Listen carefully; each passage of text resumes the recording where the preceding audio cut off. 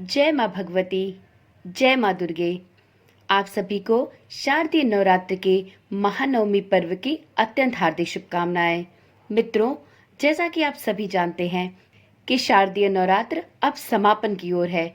आज सभी लोग अष्टमी और नवमी तिथि पर कन्या पूजन, हवन, यज्ञ इत्यादि करने में व्यस्त है।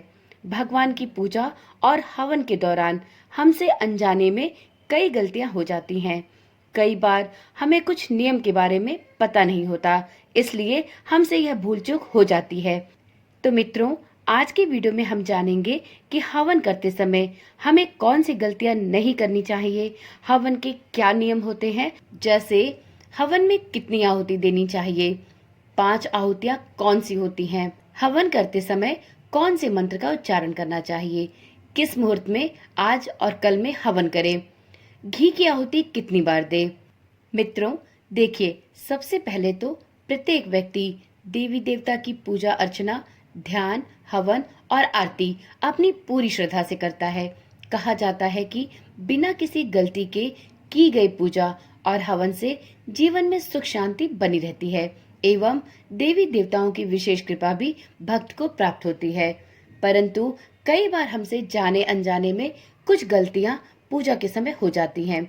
वैसे तो भगवान अनजाने में हुए गलतियों को और चूक को माफ करते हैं, लेकिन गलतियां करने से अच्छा है कि हमें नियमों के बारे में जानकारी रखनी चाहिए, जिससे हम पूजा पाठ में, हवन में, यज्ञ में या किसी भी देवी देवता से संबंधित क्रियाकलापों में गलतियां ना ही करें तो ज्यादा बेहतर है। तो चलिए, सबसे पहले तो ये जानते हैं कि इस वर्ष शारदीय नवरात्र पर हवन कब किया जाए। तो मित्रों, इस साल शारदीय नवरात्र की नवमी पूजा 2 दिनों की है। 11 और 12 अक्टूबर को दोनों दिन ही अष्टमी और महानवमी का पर्व मनाया जा रहा है। पंचांग के अनुसार नवमी तिथि का प्रारंभ 11 अक्टूबर को दोपहर 12:06 पर होगा। नवमी तिथि का समापन 12 अक्टूबर को सुबह 10:58 पर होगा। 11 अक्टूबर को हवन के लिए शुभ मुहूर्त दोपहर के 12:06 से शाम के 5:55 तक रहने वाला है। वहीं यदि आप 12 अक्टूबर को नवमी तिथि के अंदर ही हवन करना चाहते हैं तो आप 12 अक्टूबर को सुबह 10:58 से पहले हवन इत्यादि कर सकते हैं। ऐसे में आपको हवन के लिए 12 अक्टूबर को जो शुभ मुहूर्त मिलेगा वह होगा सुबह के 6:20 से लेकर सुबह के ही 10:58 तक। तो आप इस शुभ मुहूर्त में 12 अक्टूबर को भी हवन कर सकते हैं। अब जानते हैं हवन करते समय 5 आहुतियां कौन सी देनी चाहिए। तो मित्रों, जब भी किसी देवी देवता का हवन किया जाता है तो हवन के समय 5 आहुतियां विशेष रूप से दी जाती हैं। यदि आप नवरात्रि का हवन कर रहे हैं तो नवरात्रि हवन प्रारंभ करने से पहले माँ दुर्गा की पूजा करें। फिर हवन के लिए सबसे पहले हवन कुंड को गंगा जल से शुद्ध करके कुंड के चारों तरफ कलावा बांध दें। इसके बाद कुंड पर स्वास्तिक का चिन्ह बनाएं। कुंड को पवित्र स्थान पर रखकर उसमें आम की लकड़ियां और उसकी चारों ओर एक कुश रखें। इसके बाद कपूर के माध्यम से लकड़ी को जलाएं और उसमें सबसे पहले घी से गणपति जी को, फिर उसके बाद पंचदेव को, इसके बाद नवग्रह को, इसके बाद क्षेत्रपाल को और सबसे अंत में ग्राम देवता या नगर देवता को आहुति दी जाती है। इस प्रकार से आपको हवन करते समय ये 5 आहुतियां इन 5 नामों से अवश्य देनी चाहिए। आप जानते हैं कि हवन करते समय किस मंत्र का उच्चारण करना चाहिए। यदि आप शारदीय नवरात्र या चैत्र नवरात्रि पर हवन कर रहे हैं तो आपको ओम जयंती मंगला काली भद्रकाली कपालिनी दुर्गा क्षमा शिवा धात्री स्वाहा स्वधा नमस्तुति स्वाहा इस मंत्र का जाप करते हुए ही हवन करना चाहिए। हवन करते समय इस नियम का भी ध्यान देना चाहिए कि इसमें सबसे अंतिम में घी की आहुति दी जाती है और यह घी की आहुति 5 बार अवश्य देनी चाहिए। हवन जब संपूर्णता की ओर बढ़ने लगे तो आपको 5 बार घी की आहुति जरूर देनी चाहिए। अक्सर लोगों को पता नहीं होता कि हवन में कितनी आहुतियां देनी चाहिए। लोग मनमाने ढंग से हवन करते हैं। तो मित्रों, हवन कुंड में सभी देवी देवताओं के नाम की आहुति देनी चाहिए। धार्मिक मान्यताओं के अनुसार कम से कम 108 बार आहुति देनी चाहिए। आप इससे अधिक आहुति भी दे सकते हैं, परंतु 108 बार की आहुति से कम आहुतियां नहीं होनी चाहिए।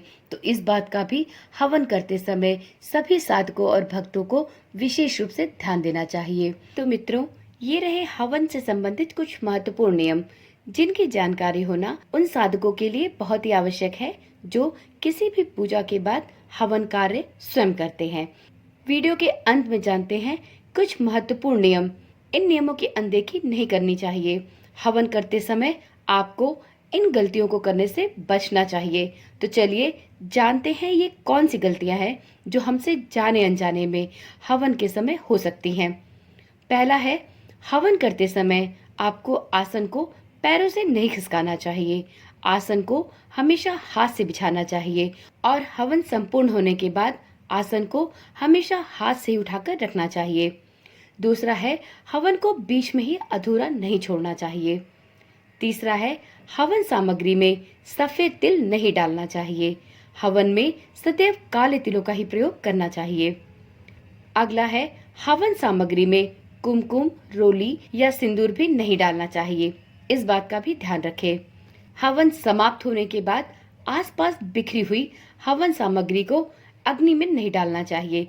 बहुत लोग क्या करते हैं कि हवन समाप्त हो गया, उसके बाद जो भी चीजें पड़ी होती हैं उन्हें उठाकर वह उसी अग्नि में डाल देते हैं। ऐसा नहीं करना चाहिए। आप हवन के बाद बिखरी हुई सामग्रियों को अलग से एकत्रित करके उसे अलग से हटाएं, लेकिन उसे हवन की अग्नि में न डालें। इससे अग्नि देवता का अपमान होता है। अगली गलती होती है, हवन समाप्त होने के बाद हवन कुंड की अग्नि और राख को लोग पानी डालकर बुझाने लगते हैं। ये भी गलत होता है। आप हवन समाप्त होने के बाद हवन कुंड को कहीं बाहर ले जाकर तो रख सकते हैं, लेकिन उसे आप पानी डालकर ना बुझाएं। ऐसा करने से भी आपको आपके हवन का फल नहीं प्राप्त होगा। अगला है, हवन कुंड को कभी भी लोहे का नहीं रखना चाहिए। आप इसकी जगह पे मिट्टी या ईंट से बने कुंड का ही प्रयोग करें। लेकिन आज के समय में आपको हवन कुंड मिट्टी का कम ही मिल पाता है।